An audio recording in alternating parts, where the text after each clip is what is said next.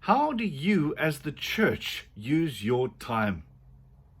It's a very, very important question, that, because we are judged about whether our time is useful or not. Now, I've got to tell you, I've been in many, many church meetings. And they start with going through the preliminaries, the welcome, the agenda, the apologies. And then the business of the meeting is crammed with all detail, stuff that could have been sent in an email. And by the time we get to discussing God's work, what is productive, what is wonderful, what is true, what is inspiring, everybody's worn out from the meeting already. And so it's deferred to the next meeting, which starts in the exact same way. Maybe even our church services sometimes are like that. Are people leaving the church going, that really, really was a good use of my time?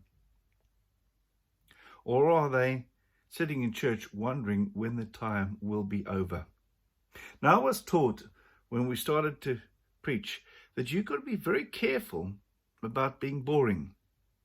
Because when you're boring, their minds will wander, and they'll never wander to a good place. So when you're boring, you're causing people to sin. Paul says to Titus, the saying is sure, I desire that you insist on these things, so that those who have come to believe in God may carefully devote themselves to good work. These things are excellent and profitable to everybody. Do you see? Devoting yourself, in other words, using your time for things that are good and excellent and helpful to everybody.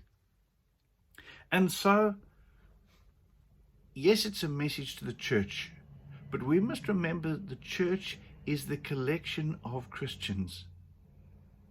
And when you're in a meeting that isn't productive, somebody needs to challenge that. Somebody needs to say, let's change the order. Let's do the good stuff first. You need to look at your church itself. And is it devoted and using its time productively, or is it just using up time? And so I think that this is a very strong message to our church today. And when we are busy doing the right things, we don't have time to get up to all the wrong things. God bless and have a great day.